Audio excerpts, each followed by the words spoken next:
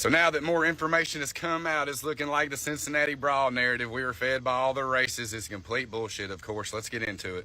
So what we were told was that this was a fight where some black folks were chasing down and beating white people because they're white. That's what we've been told this whole time by these people. And now that more video evidence is coming out, it's very obvious that they cut the very beginning of the fight. A black man and a white man both step in, break it up. They de-escalate it. And then the big white man walks up to the black man in the red shirt and smacks him right in the face, and then all hell breaks loose. And they've arrested 4 of the black folks. And let's see what the chief of police said when she was asked about why they haven't arrested the white man. The tension in the air is thick, and the city's buzzing with outrage over the Cincinnati Brawl that's got the internet on fire. Day by day, more and more details are leaking out. And the deeper we look, the messier this whole situation gets. People who've been following every twist of this wild story can't help but notice a disturbing trend. The version being served up to mainstream media doesn't exactly line up with what's really going down. Here's what's got everybody talking and fuming.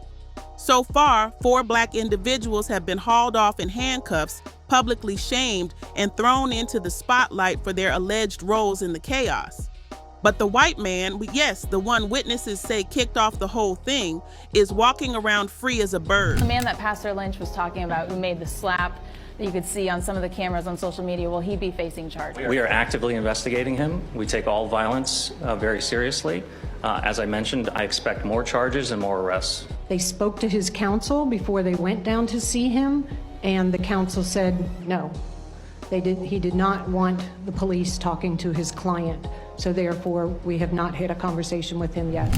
Not a single charge, not even a mugshot. Folks are demanding answers, and honestly, it's hard to blame them. Social media has been exploding with posts, comments, and videos calling out the double standard. Some users are straight up demanding that the so-called instigator face the same legal heat as everyone else. One white TikTok creator, clearly fed up with the unfair spin, hopped online to break it all down for his followers. He didn't mince words either. In his viral clip, he told viewers that the narratives being pushed were flat out made up to fit certain biases. His caption came in like a punch to the gut.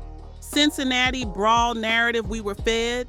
Of course, it completely falls apart when more evidence comes out. Never believe conservatives. They will have you looking stupid. You've already arrested 4 of the black folks that were in the fight, and you have video evidence of this white man walking up after it was de-escalated and smacking the black man in the red shirt right in the face, and that's when all hell breaks loose. And you want to talk to him, and you're being told no, and you're just like, well, that's all this. You have video evidence of him assaulting someone, and they're saying these people are Russians.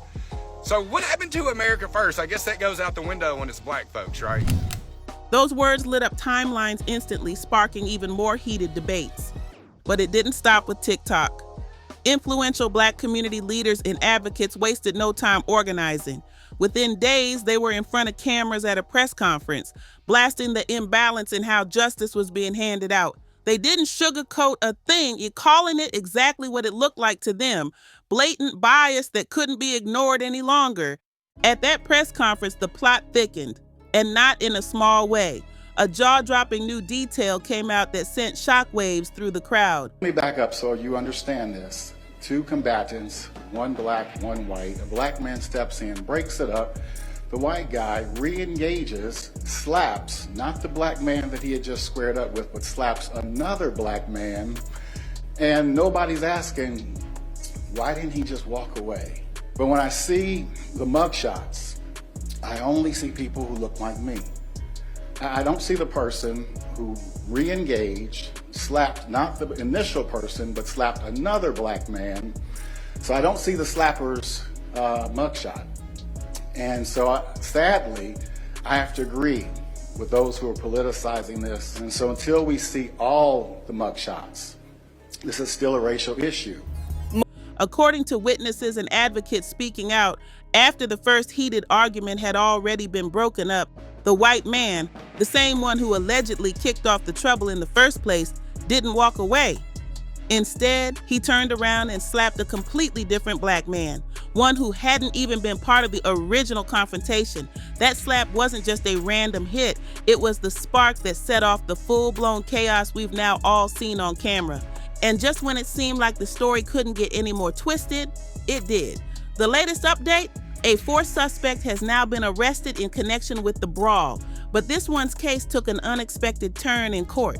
The attorney representing him told the municipal court judge that his client suffers from paranoid schizophrenia. He didn't just mention it in passing, he framed it as an important piece of context for understanding what really went down that night. The attorney didn't hold back on pointing out what so many people have been screaming online. Nearly everyone involved has been hit with charges, except the man who allegedly threw the very first punch. He told the court that his client was scared and impressionable that night, caught in a whirlwind he didn't fully understand. And yet here he is, facing an M1 first-degree misdemeanor, while others, including his client, are staring down F4 fourth-degree felony charges. Even more explosive, the attorney openly called out the fact that the man who allegedly hurled the first punch and repeatedly used the N-word toward black people that night hasn't faced the same legal consequences as everyone else. He described it as not only unfair, big, but downright suspicious. But before he could fully lay it all out, the Cincinnati Enquirer reported that the judge cut him off mid-sentence. The judge accused him of grandstanding, basically implying that the lawyer was more interested in putting on a dramatic show to impress the public than in seriously arguing his client's case. That moment added yet another layer of tension to an already boiling situation, leaving people wondering, is the truth being silenced in court too?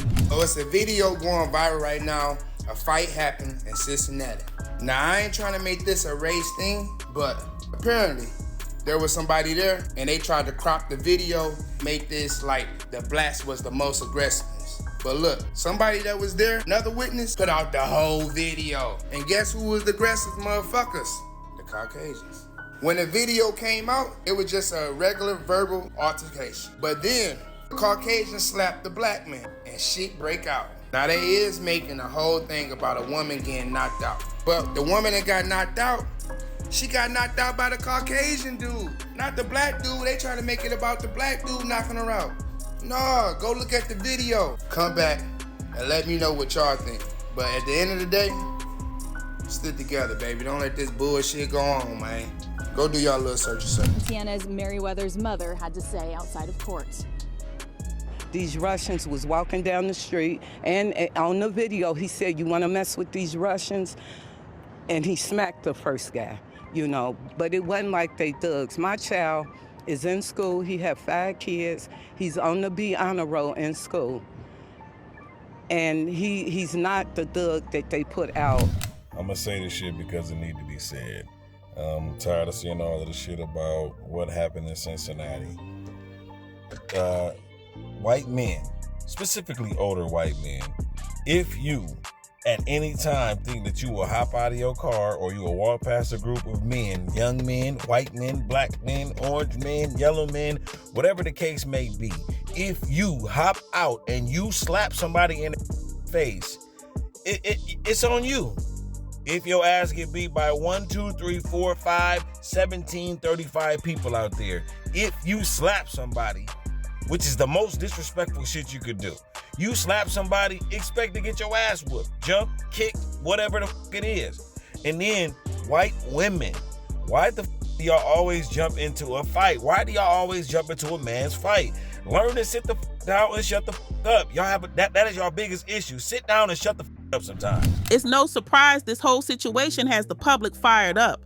People aren't just talking, and they're demanding answers, demanding fairness, and demanding that the same rules apply to everyone, no matter their skin color or status. The question hanging heavy in the air is impossible to ignore. Why have only the black individuals been arrested and dragged through the legal system, while the white man at the center of the storm, the one witnesses say lit the fuse, still walks free? This isn't just about one fight in Cincinnati. To many, it feels like yet another example of a justice system that plays favorites, and folks are tired of it. Social media threads are blowing up, group chats are buzzing, and the streets are talking. Everyone's got an opinion, but the frustration is real. So now we're asking you, what do you think about all this? Drop your thoughts in the comments and don't forget to subscribe so you don't miss the next big update in this unfolding drama.